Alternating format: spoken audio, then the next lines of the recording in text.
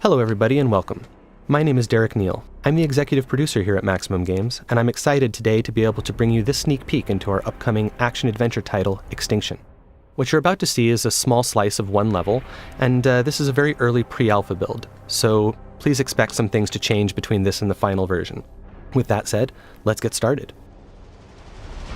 Extinction takes place in a lush, vibrant fantasy world, full of painterly textures and bright, rich colors.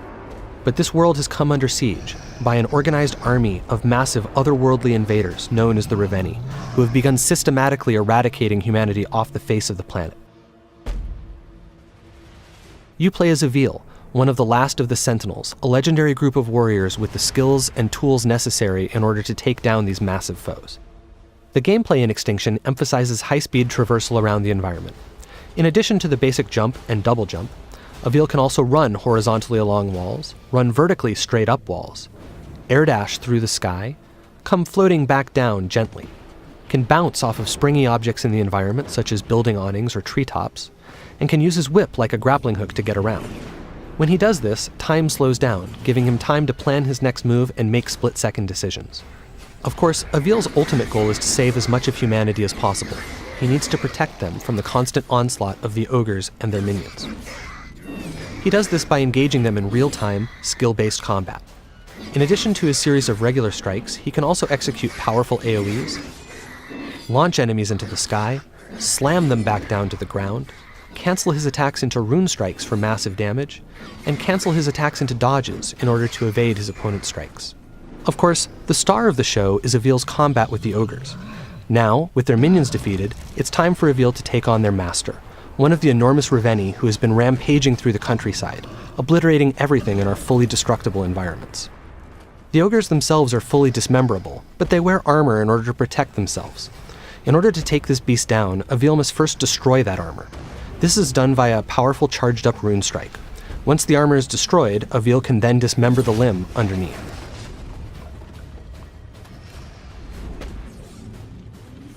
Dismembering limbs like this builds energy which Avil will need to ultimately be able to strike the finishing blow. And as you can see, this ogre is none too happy about the loss of its leg, and Avil has to dodge its attacks while also trying to remove the remaining armor in order to get to the limbs beneath them. This is an extremely dangerous situation to be in because if any of these blows actually manages to hit Avil, it will be death in a single hit. Having now absorbed enough power and weakened the ogre sufficiently, Avil is now ready to go ahead and strike the finishing blow. Using the traversal options we showed off earlier, Avil is able to climb up the ogre's back, take out its helmet, and deliver the coup de grace.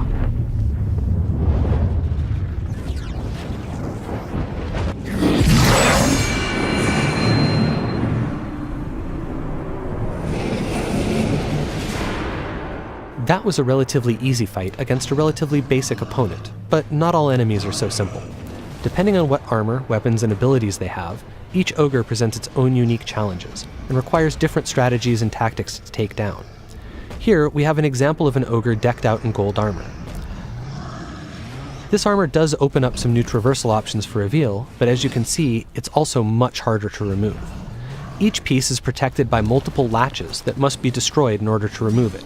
4 of them on each leg piece, and 2 on each arm piece.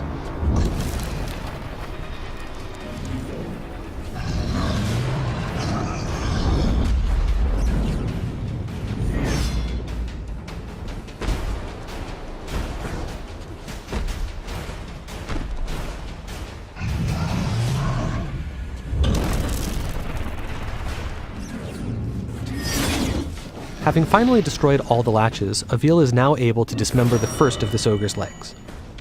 Moving on to the arms, however, is now much more difficult, as they are constantly moving, making it hard to target those tiny latches. Avil must dodge the ogre's attacks and their minions' attacks while doing this.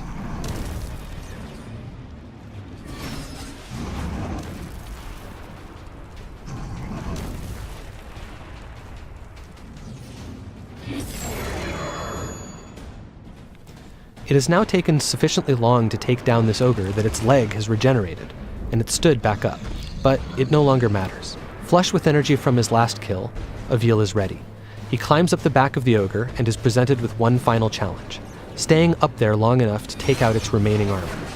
First, he removes the helmet, and then the collar.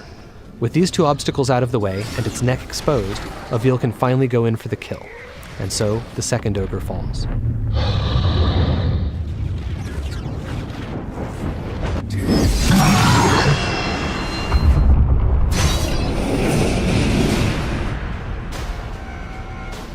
As I said before, this was just a short glimpse into some early pre-alpha gameplay, and there's much more to come. Go to Extinction.com to keep up with all the latest news and reveals, and I'll see you next time.